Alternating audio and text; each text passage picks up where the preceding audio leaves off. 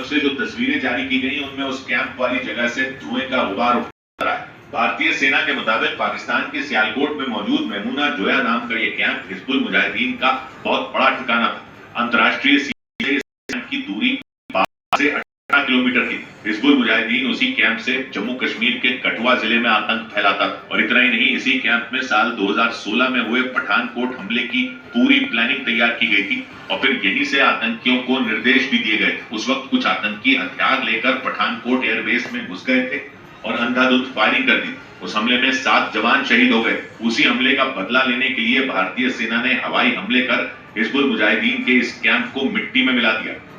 और इसके अलावा भारतीय सेना की एयर स्ट्राइक में पीओके के मुजफ्फराबाद में मौजूद जैश-ए-मोहम्मद का एक ट्रेनिंग कैंप भी तबाह हो गया। सेना की तरफ से जानकारी दी गई कि इस हमले में उस ट्रेनिंग कैंप में मौजूद तमाम आतंकी मारे गए। इसके अलावा उस ट्रेनिंग कैंप का प्रमुख और जैश का कमांडर याकूब मुगल भी मारा गया। और भारतीय सेना के मुताबिक याकूब मुगल की निगरानी में ही आतंकियों को हथियार चलाने की ट्रेनिंग दी जाती थी, जिसके बाद वो आतंकी जम्मू कश्मीर में घुसपैठ करते थे। भारतीय सेना की तरफ से जानकारी दी गई कि उसके हवाई हमले में पाकिस्तान के कब्जे वाले कश्मीर के मुजफ्फराबाद में मौजूद जैश-ए-मोहम्मद का मुख्य ट्रेनिंग कैंप सैयदना बिलाल कैंप तबाह हो गया। ये ट्रेनिंग कैंप मुजफ्फराबाद में रेड फोर्ट के ठीक सामने मौजूद था। जैश के इस कैंप में आतंकियों को हथियार और विस्फोटक चलाना सिखाया जाता था। इसके अलावा जंगलों में किस तरह खुद को भारतीय सेना से बचाए रखना है, इसकी ट्रेनिंग भी इसी कैंप में दी जाती थी। सैयदना बिलाल कैंप मुजफ्फराबाद, यह एक जैश-ए-मोहम्मद का स्टेजिंग एरिया है। यह हथियार, विस्फोटक और जंगल सर्वाइवल ट्रेनिंग का केंद्र भी था। भारतीय सेना के मुताबिक इस हमले में इस ट्रेनिंग कैंप का प्रमुख और जैश का कमांडर याकूब मुगल मारा गया, जिसके बाद में मुजफ्फराबाद के लोगों ने उसका जनाजा निकाला। और भारतीय सेना को इस हमले में सबसे बड़ी कामयाबी तब मिली जब पीओके में आतंक की फैक्ट्री चलाने वाले कारी मोहम्मद इकबाल के मारे जाने की खबर आई और यह दावा किया कि पीओके यानी पाकिस्तान के कब्जे वाले कश्मीर के इलाके में उसे मौत की नींद सुला दिया गया। कारी मोहम्मद इकबाल लश्कर का वो कमांडर था जिसकी तलाश भारत को लंबे वक्त से थी।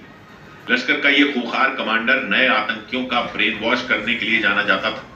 सूत्रों के मुताबिक 2019 में पुलवामा में सुरक्षा बल के जवानों पर जो हमला हुआ था, उसमें भी कारी मोहम्मद इकबाल की अहम भूमिका थी, जो पीओके के कोटली में मौजूद अब्बास कैंप को संभालने का काम करता था।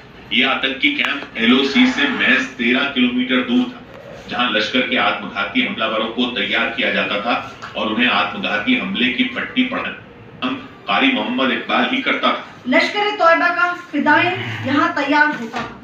इसकी कैपेसिटी 15 टेररिस्ट को ट्रेन करने की थी। दावा किया गया कि अब्बास कैंप पर हवाई हमला हुआ तब लश्कर कमांडर कारी मोहम्मद इकबाल समेत 10 से ज्यादा आतंकी उस कैंप में मौजूद थे, जिन्हें भारतीय सेना ने आधी रात में हमेशा के लिए सुला दिया।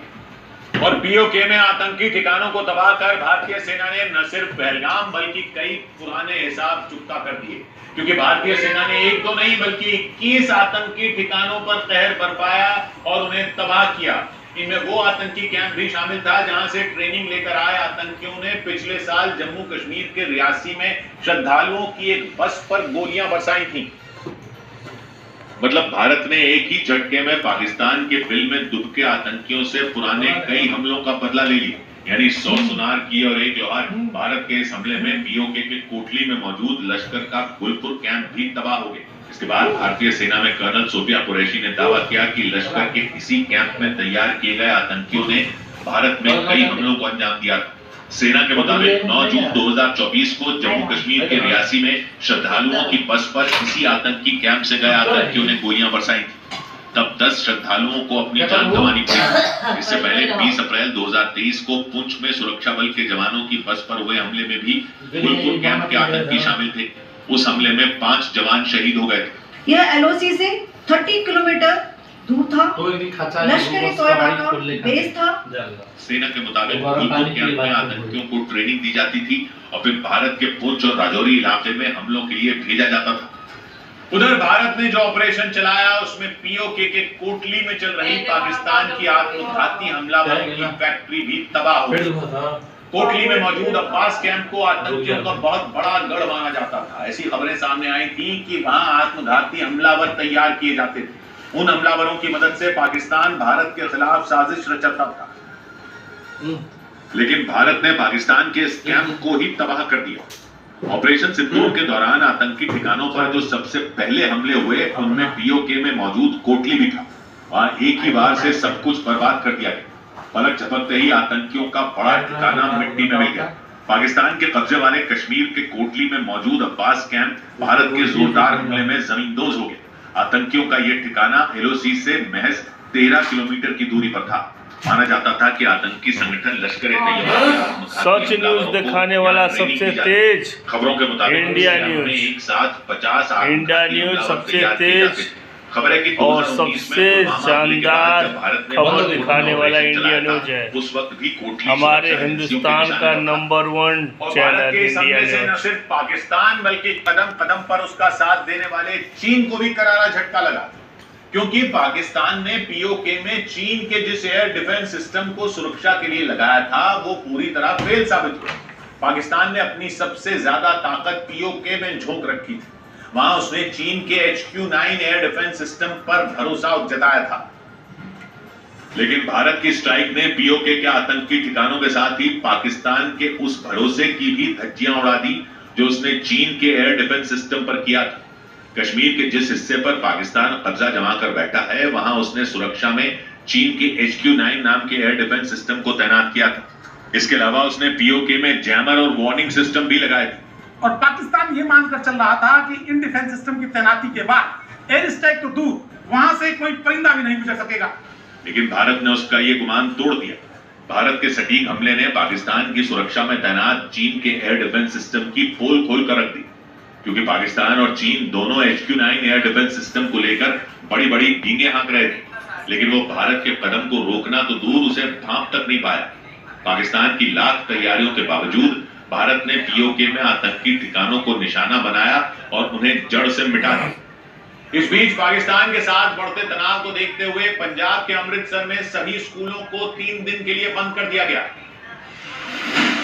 भारत और पाकिस्तान के बीच बढ़ते तनाव को देखते हुए पंजाब के अमृतसर जिले में सभी स्कूलों को 72 घंटे के लिए बंद करा दिया।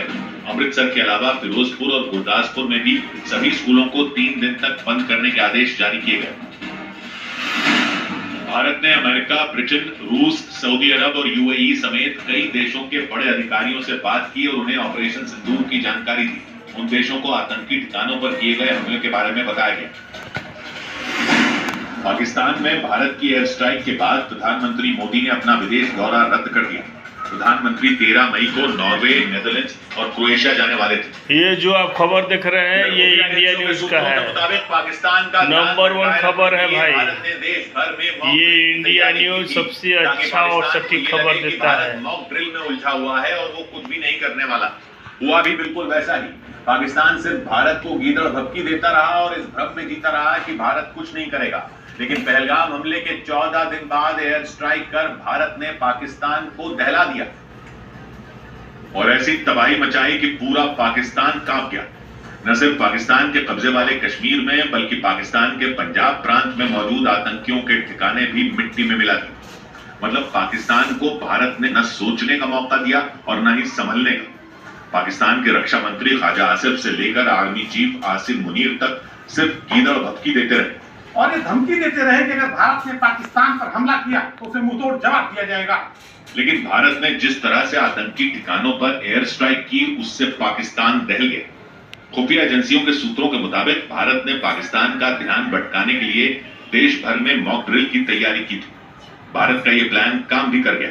हालांकि पाकिस्तान ने अच्छी तरह से जानता था कि भारत पलटवार जरूर करेगा, लेकिन उसे इस बात का अंदाजा नहीं था कि भारत आधी रात को इस तरह हमला करेगा।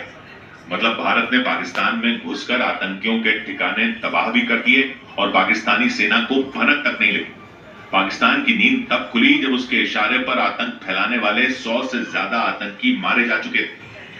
मतलब भारत की सेना ने चुन चुन कर आतंकियों और उनके कमांडरों के ठिकानों को निशाना बनाया। सेना के सूत्रों के मुताबिक ऑपरेशन सिंदूर के तहत एलओसी के पास आतंकी ठिकानों को तबाह करने की जिम्मेदारी थल सेना को सौंपी गई थी और जो आतंकी ठिकाने एलओसी से दूर थे उन्हें ध्वस्त करने का जिम्मा वायुसेना के पास था। हमारे भारत के प्रधानमंत्री नरेंद्र मोदी वायुसेना ने मिलकर पाकिस्तान की जी ने जो किया वो बहुत ही सराहनीय है। इसके लिए सैल्यूट है। जय हिंद, जय भारत। और पाकिस्तान के पंजाब हमारे थल सेना को, जल सेना को और वायु सेना को सैल्यूट है हमारा। सेना को दी गई, जबकि एलओसी से दूर जिन्होंने ठिकानों को उड़ाने का जिम्मा वायुसेना को सौंपा गया था। इतने लोगों दावा किया कि आतंकी की कुर्बानी को जायज न जाने दिया। खून का बदला खून, आसान शब्दों में जो कि सिंदूर ऑपरेशन हम लोगों का सफल हुआ। हर हर महादेव, हर हर महादेव, कि भारतीय सेना हर ने हर महादेव। पर ड्रोन से भी बम गिराए। सूत्रों ने इस बात का भी दावा किया कि भारत ने आत्मघाती ड्रोन का भी इस्तेमाल किया, मतलब ऐसे ड्रोन जो बम गिराने के साथ दुश्मन पर खुद भी बम की तरह फट जाते हैं।